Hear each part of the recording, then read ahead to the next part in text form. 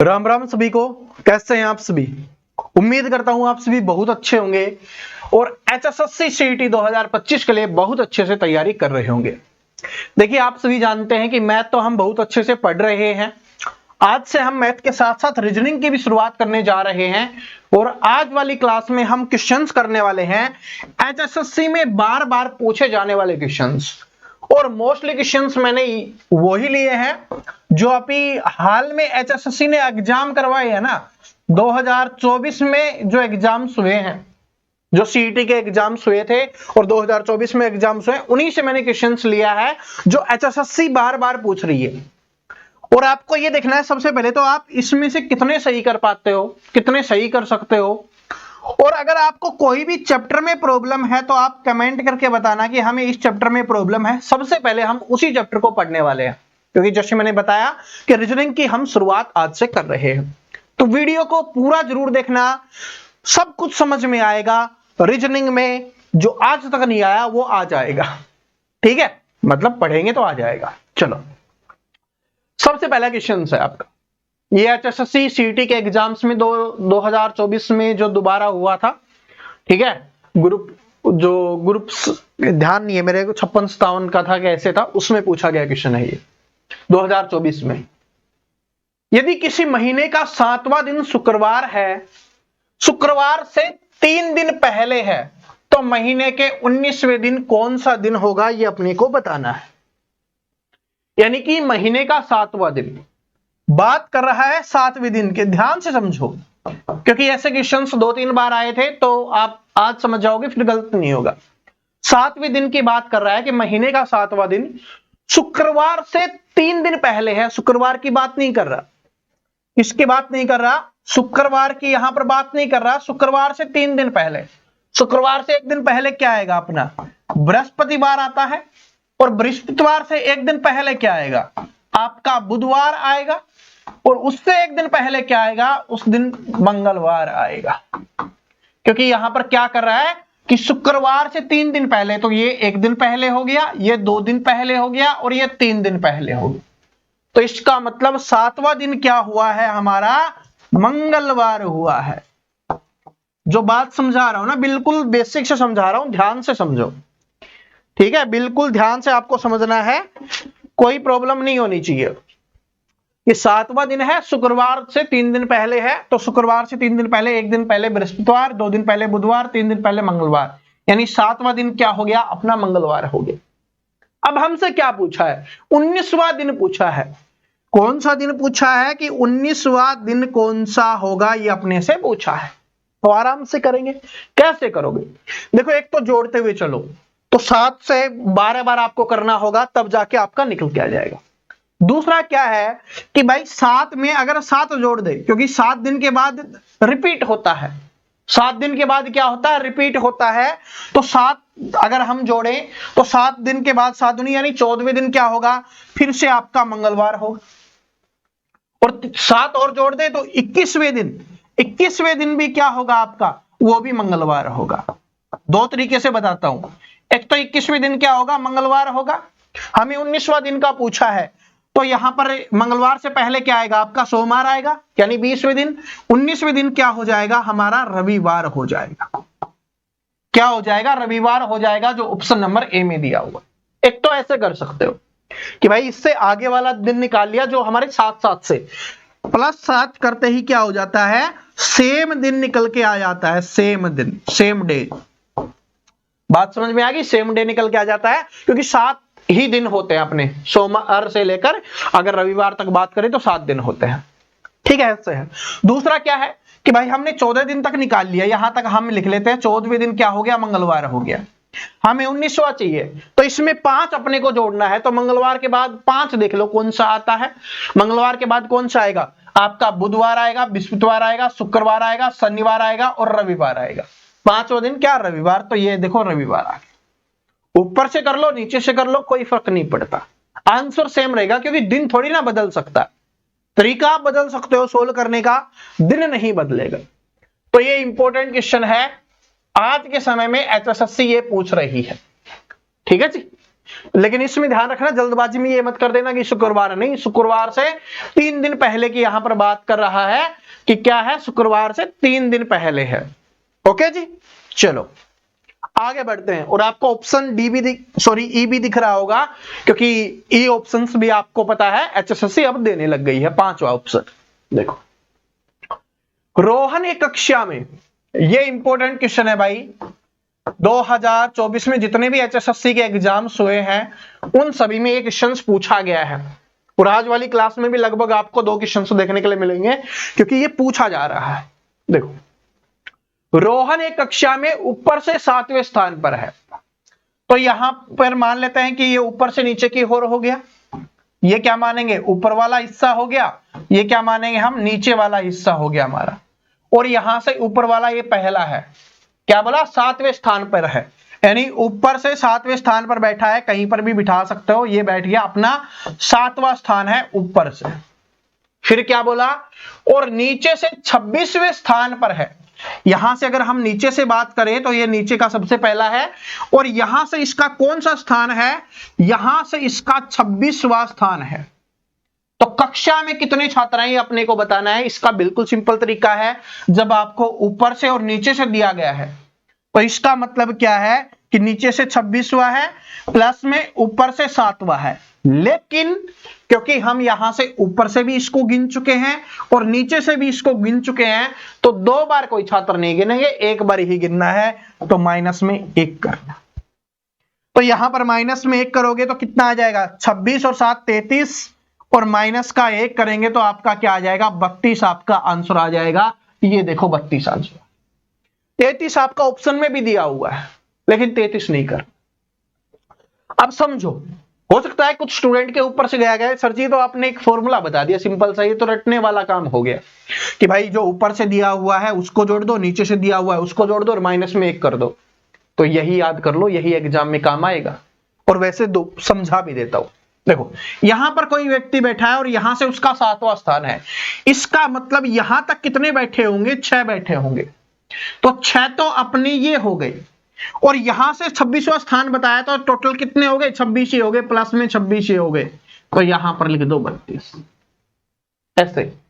ठीक है, अगर एक बार ही काउंट करना चाहते हो ना, तो या तो ऊपर वाले में से पहले हटा दो या नीचे वाले से में से पहले, कि भाई यहां से लेकर यहां तक टोटल कितने हैं, 6 हैं, इसको छोड़ दे तो। और यहां से यहां तक कितने हैं, 26 है, तो 26 और 6 कितना हो गया, 32 हो गया। ऐसे अपने को करना है। ठीक है, बहुत इंपॉर्टेंट क्वेश्चन है। अब ये वाला क्वेश्चन देखिए, बहुत ही इजी क्वेश्चन है और आपके एचएसएससी द्वारा पूछा गया क्वेश्चन है भाई। लेकिन स्टूडेंट क्या होता है कि उनके दिमाग में बहुत सारी चीजें चल रही होती है। तो रीजनिंग एक ऐसी चीज है, रीजनिंग का मतलब ही क्या होता है, यह पूछा जाता है कि आप कितना सोच सकते हो, कितना जल्दी सोच सकते हो, कितना सही सोच सकते हो, यह पूछा जाता है रीजनिंग में। रीजनिंग का मतलब ही यही होता है, तर्क शक्ति। ठीक है, बौद्धिक तर्क शक्ति, आपके दिमाग को चेक करना होता है। तो घबराना नहीं है, एक बार शांति से देखो क्या है कि यहां पर पेंट का ये दिया गया है, एक्सेल का ये दिया गया है, और असेप्ट का हमसे पूछा है क्या होगा। तो सबसे पहले आप सोच रहे होगे कि सर जी पी है वो इतने नंबर पे आता, नहीं आता। और जैसे ही ऐसे सोचते नहीं, अरे देखो इसमें 2-3 तरीके से आता है। एक तो क्या है कि यहां पर जो लिखा हुआ अक्षर होगा उसी का आगे नंबर लिखा होगा।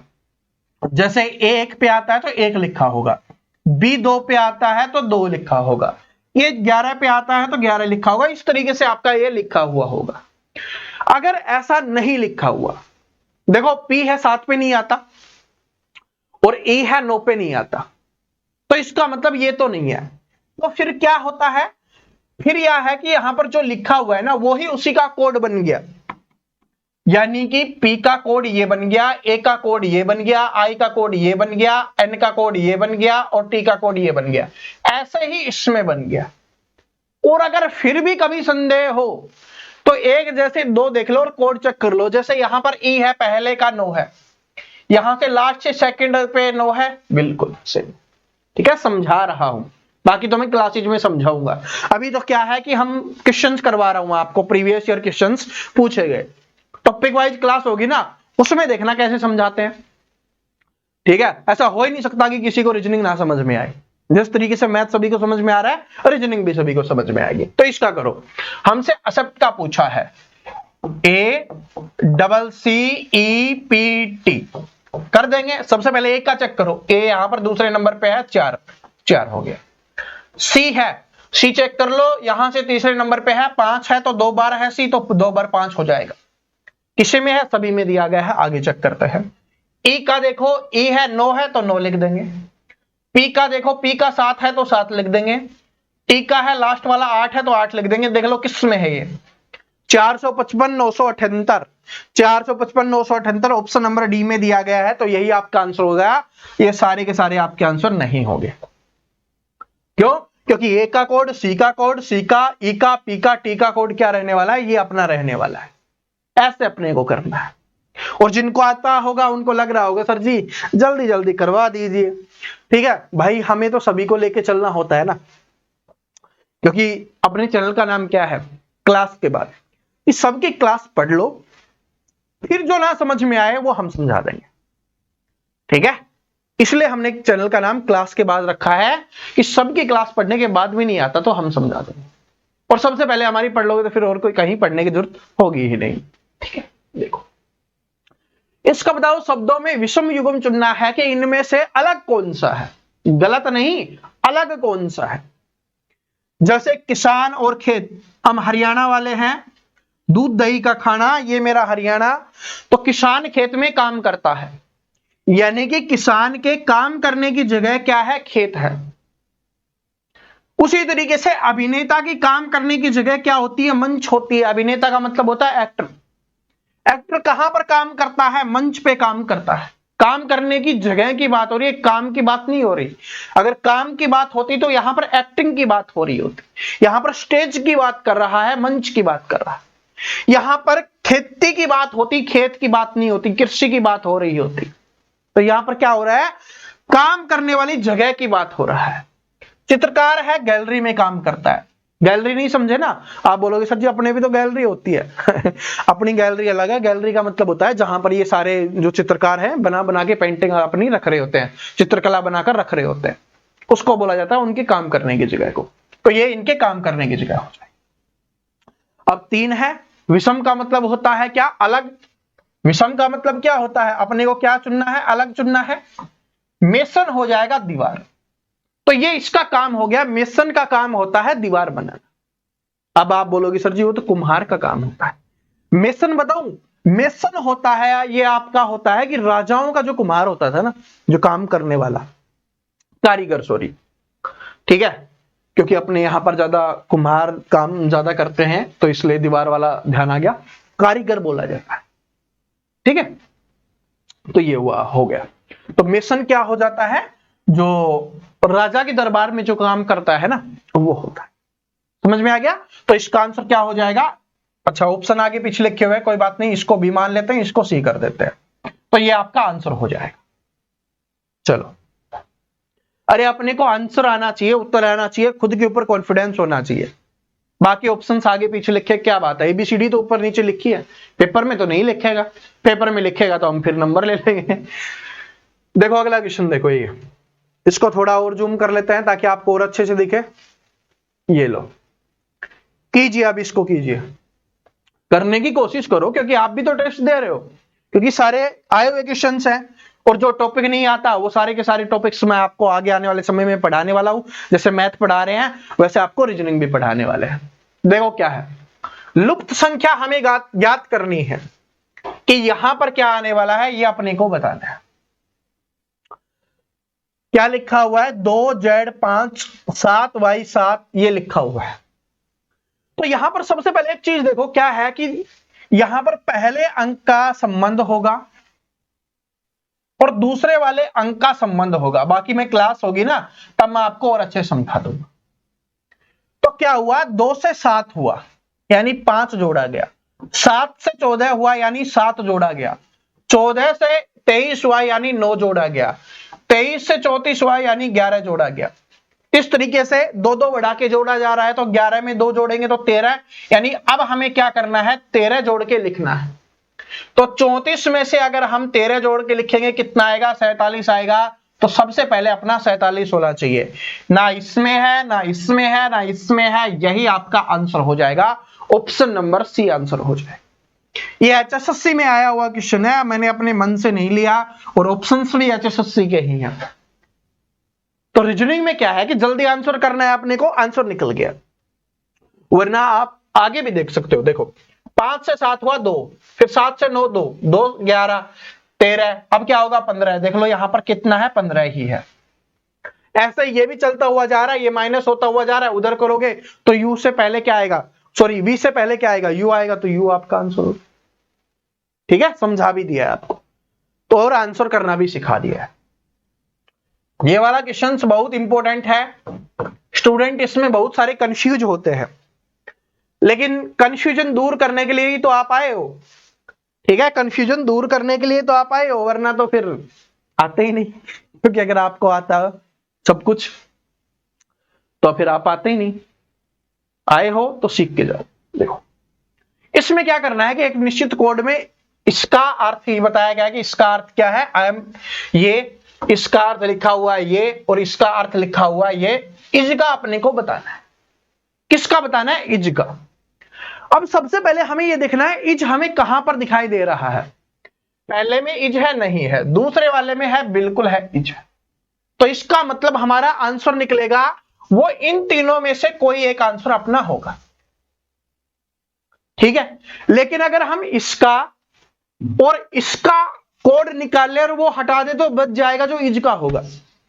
इसका अगर हमें निकालना है, ठीक है, तो इसमें लिखा हुआ है, इन दोनों में कॉमन है सिर्फ क्या है, आई एम, तो इसमें सिर्फ ये है, तो ये कॉमन है, तो इसका मतलब कि एक सेम होगा बाकी अलग होगा। तो इनमें KIT है, बाकी MIT नहीं है, FIT नहीं है, तो KIT किसका हो जाएगा, इसका हो जाएगा। तो इसका मतलब ये तो इज का आंसर नहीं हो सकता, KIT। ऐसे ही दूसरे वाले में देखो, अब डेंजरस का देख लेते हैं। डेंजरस, इन दोनों में क्या कॉमन है, इन दोनों में यहां पर ZIT नहीं लिखा हुआ, RIT लिखा हुआ है, RIT, तो इससे ये कैंसिल हो गया, यानी कि ये नहीं हो सकता। तो इज का कौन सा बच गया, ये बच गया ZIT, तो ZIT क्या हो जाएगा, आंसर हो जाएगा। ऐसे अपने को देखना होता है इन दोनों में से कॉमन कहां से निकल रहा है। ठीक है, और किसी भी क्वेश्चंस में डाउट हो आप कमेंट कर देना, सबसे पहले मैं वही चैप्टर आपको पढ़ाऊंगा, और भी अच्छे से और भी बेसिक से पढ़ा दूंगा। ठीक है जी, चलो ये क्वेश्चंस आ गया है, पहले जैसा ही है जो मैं करवा चुका हूं। इसका आप सभी कमेंट करके आंसर दोगे, क्योंकि एक टाइप मैं करवा चुका हूं आप सभी को कि 42 विद्यार्थियों की एक कक्षा में नूतन का स्थान नीचे से 22वां है, तो शीर्ष से उसका कितना होगा। थोड़ा समझा देता हूं कि टोटल बोला गया 42 है टोटल। ठीक है, और क्या बोला, नीचे से 22वां है, यानी यहां से लेकर यहां तक क्या है, उसका 22वां है, 22वां। तो आपको बताना है कि ऊपर से कौन सा स्थान है, ऊपर से कौन सा स्थान है, ये आप सभी कमेंट करके बताओ, वरना मैं इस चैप्टर की क्लास करवाऊंगा, उसमें ये समझा दूंगा आपको। आ गया होगा वैसे। कमेंट सेक्शन खुला हुआ है, आंसर सभी को करना है, क्योंकि तभी आपको पता चलेगा कि आपको आता है या नहीं आता, आपका कॉन्फिडेंस कितना है, आपको कितनी सारी चीजें आती हैं। ठीक है जी, चलो ये वाला क्वेश्चन करते हैं। इसमें क्या बोला गया है कि निम्नलिखित चारों में से 3 किसी खास तरीके से एक जैसे हैं, एक प्रकार का समूह बनाते हैं, तो आपको भिन्न छांटना है। भिन्न लिख दे, विषम लिख दे, अलग लिख दे, सभी का मतलब एक ही होता है। तो चेक करो, इन चारों में से 4 ऑप्शंस दिए हुए, इनमें से अलग कौन सा है। वर्ग क्या होता है आपको पता है ना, वर्ग कैसे बनता है, स्क्वायर ऐसे। समचतुर्भुज ये कैसे बनता है, ये आपका ऐसे बनता है। त्रिभुज कैसे बनता है, ये आपका ऐसे बनता है। ठीक है, और आयत कैसे बनता है, ये आपका इस तरीके से आयत बनता है। तो इनमें से अलग कौन सा हो जाएगा, इसमें भी 4 भुजाएं, इसमें भी 4 भुजाएं, इसमें भी 4 भुजाएं, सिर्फ इसी में क्या है, 3 भुजाएं हैं। तो त्रिभुज क्या हो जाएगा, इसका आंसर हो जाएगा, क्योंकि इसमें 3 भुजाएं होती हैं। जैसे मैं यहां पर आपके लिए कर भी देता हूं, देखो ये त्रिभुज है, इसमें क्या है, 3 भुजाएं हैं। बाकी अपना ये क्या हो गया, ये अपना क्या है, ये अपना आयत बन गया, तो इसमें 4 भुजा है। यह अपना क्या बन गया, अगर स्क्वायर बात करें तो स्क्वायर बन गया, और उसी तरीके से क्या बन जाएगा अपना वो चतुर्भुज भी बन जाएगा, थोड़ा सा शायद उसकी अलग शेप वाला होगा। तो बात समझ में आ गया, मैंने शेप तो आपको बता ही दिया। तो इस तरीके से, क्योंकि सभी में क्या है 4 भुजाएं होती हैं, सिर्फ त्रिभुज में क्या होगी 3 भुजा, 1 भुजा 2 भुजा 3 भुजा। इनमें देखो 1 2 3 4, अरे इतने तो समझदार हो क्योंकि मैथ भी आएगा, तो मैथ भी तो पढ़ रहे हो। अब ये देखो ब्लड रिलेशन वाला है, रक्त संबंध वाला है, इसमें तस्वीर वाला क्वेश्चन है, बहुत इंपॉर्टेंट क्वेश्चन है ये। और HSSC के जो अभी री एग्जाम हुए थे 2024 में, उनमें पूछा गया क्वेश्चन है ये कि तस्वीर में एक आदमी की ओर इशारा करते हुए, तो ये तस्वीर लगी हुई है और इसमें आदमी की ओर इशारा किया जा रहा है, यहां पर कोई आदमी है मान लेते हैं ये है, और इसकी ओर इशारा किया जा रहा है और बोला जा रहा है क्या कि एक आदमी ने इशारा करते हुए एक आदमी ने एक महिला से कहा, ये आदमी है, आदमी को आपको पता है हम चौकोर में रखते हैं, और ये महिला है गोले में, तो महिला गोल है, पृथ्वी भी गोल है और महिला भी गोल है, क्योंकि इसको लिखते हैं। ठीक है, बाद में जब ब्लड रिलेशन पढ़ेंगे ना तब आपको समझाएंगे क्यों गोल और वो रखा है हमने, बाकी जिन्होंने पढ़ रखा होगा उनको पता होगा। एक महिला से कहा, आदमी बोल रहा है महिला से कि उसकी मां तुम्हारे पिता की इकलौती बेटी है। आदमी बोल रहा है, ध्यान से सुनना, कि एक आदमी ने एक महिला से कहा कि उसकी मां, एक आदमी ने महिला से कहा कि उसकी मां तुम्हारे पिता की इकलौती बेटी है, कि उसकी मां, जो इसकी मां है ऊपर वाले में, जो इसके पिताजी हैं, इसके पिताजी है, इससे ऊपर वाली जनरेशन में आएंगे, कि इकलौती बेटी है, तो इसके पिता की बेटी है, तो इसका मतलब ये इकलौती है, तो ये खुद की बात कर रहा है, यहां पर जो महिला है उसी की बात कर रहा है।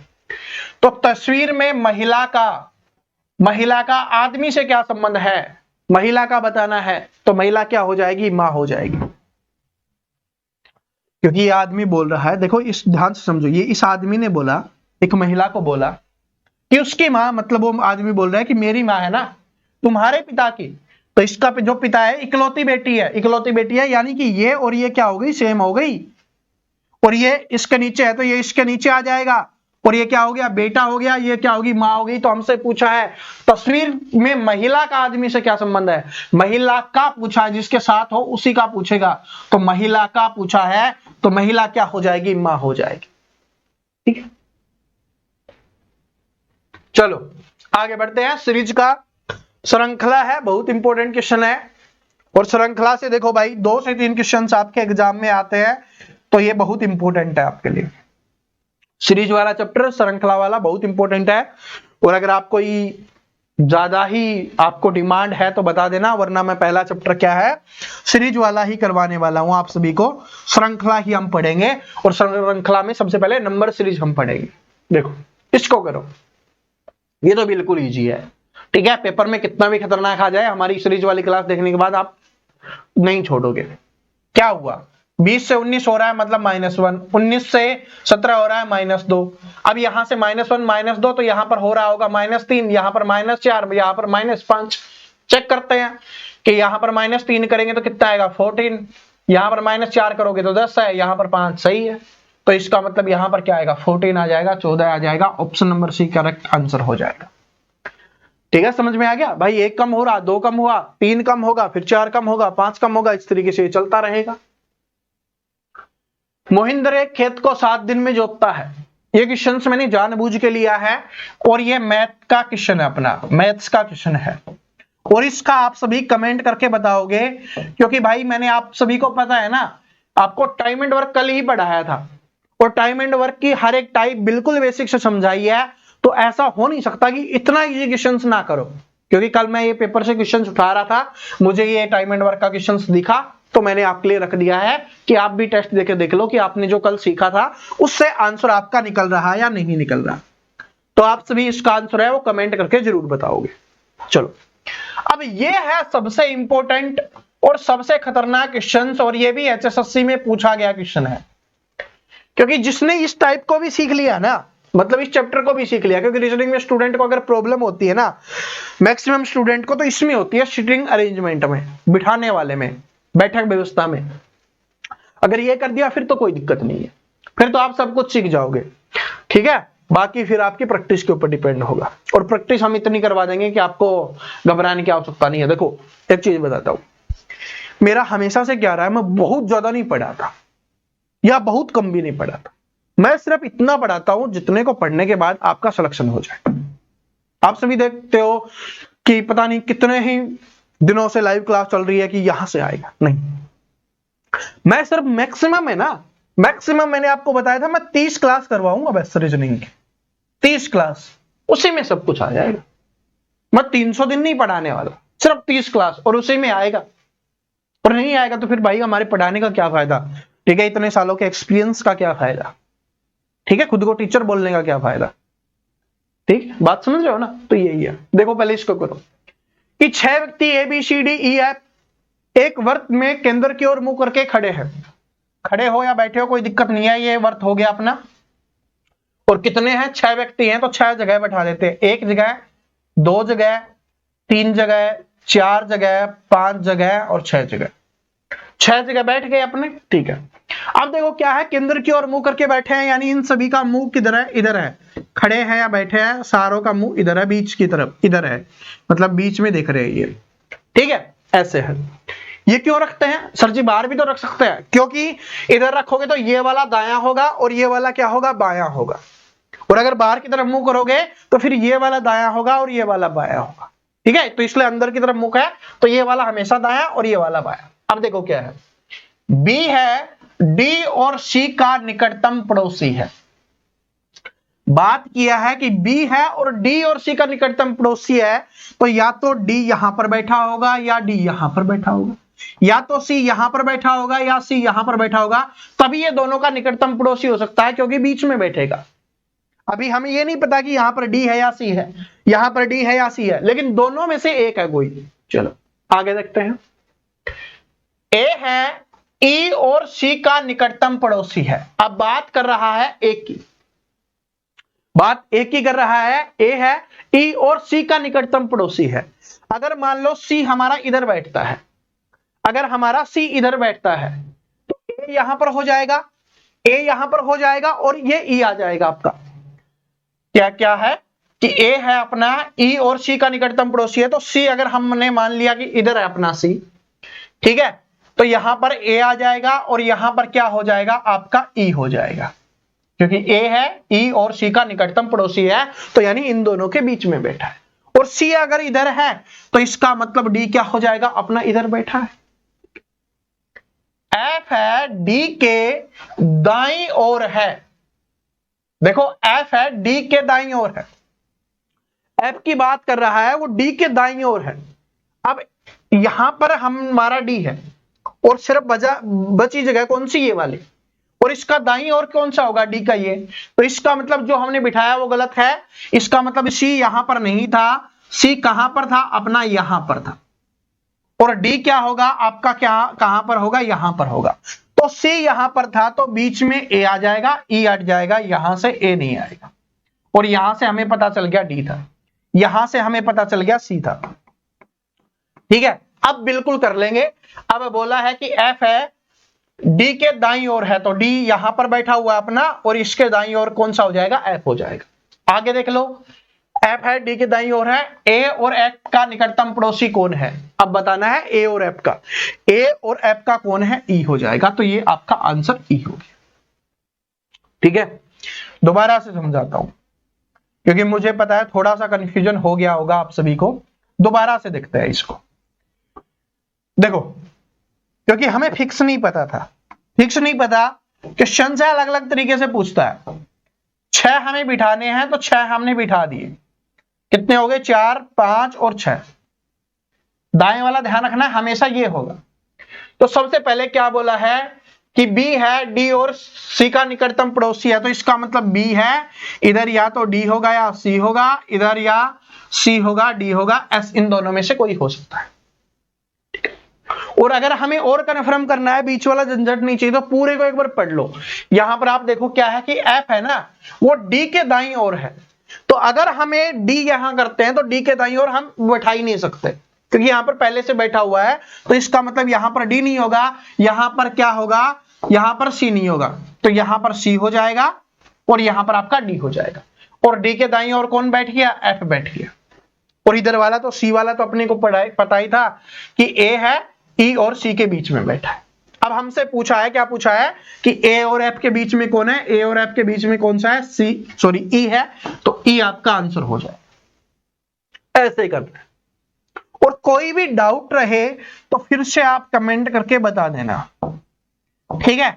आज वाली क्लास हमने छोटी ही रखी है ताकि आपको बता सकें कि एचएसएससी है इस टाइप के क्वेश्चंस पूछती है और हम रीजनिंग की क्लासेज है वो शुरू कर रहे हैं। कौन सा चैप्टर आपको पढ़ना है वो कमेंट करके बता देना। इस क्वेश्चन का आंसर भी आपको कमेंट करना है। देखो सीरीज का चैप्टर है ना, यहां से 2 से 3 क्वेश्चन आते हैं, आपको पता है, तो ये आपने को करना है। और मैथ में जो हम अगला चैप्टर पढ़ेंगे वो पढ़ेंगे साझेदारी, और सिर्फ 20 मिनट में आपको साझेदारी मैं करवाने वाला हूं और वहां से 1 नंबर पक्का हो जाएगा, 1 नंबर पक्का, ठीक है। तो साझेदारी है वो जरूर पढ़ लेना, क्योंकि 20 मिनट में 1 नंबर पक्का हो रहा है, इससे अच्छा और कुछ नहीं हो सकता, क्योंकि आता ही आता है क्वेश्चन है, ठीक है। तो अब वीडियो अच्छा लगा तो लाइक शेयर कर देना, और अगली क्लास देखना चाहते हो जितने भी नए स्टूडेंट आए हैं चैनल को सब्सक्राइब करके बेल आइकन को जरूर प्रेस कर लेना। मैथ भी पढ़ाया जाता है, रीजनिंग भी पढ़ाई जाती है, और अपनी बाकी क्लासेस आप देख सकते हो चैनल पे अवेलेबल है। मैथ की और रीजनिंग की आने वाले समय में आपको दिखती रहेंगी, मैथ की भी आएंगी, रीजनिंग की भी आएंगी। Thank you so much, Ram Ram सभी को, मिलते हैं फिर कल। Thank you.